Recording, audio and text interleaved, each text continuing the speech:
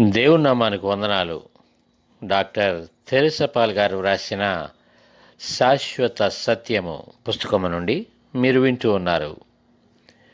యేసు చేసిన అద్భుతాలు.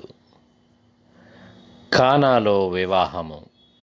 యోహాను 2వ అధ్యాయం. గలిలయలోని కానా అను ఊరిలో ఒక వివాహము జరిగెను. యేసు తల్లి అక్కడ ఉండెను.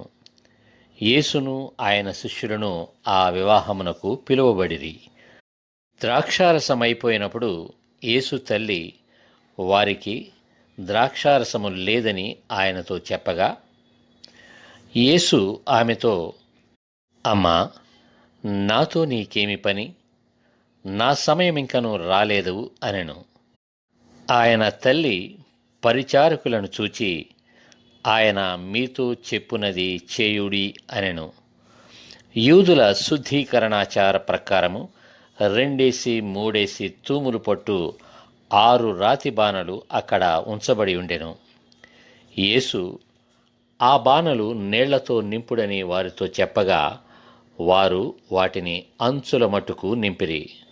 అప్పుడు ఆయన వారితో, మీరిప్పుడు ముంచి విందు ప్రధాని యొద్దకు తీసుకుని పొండని చెప్పగా, వారు తీసుకుని పోయిరి.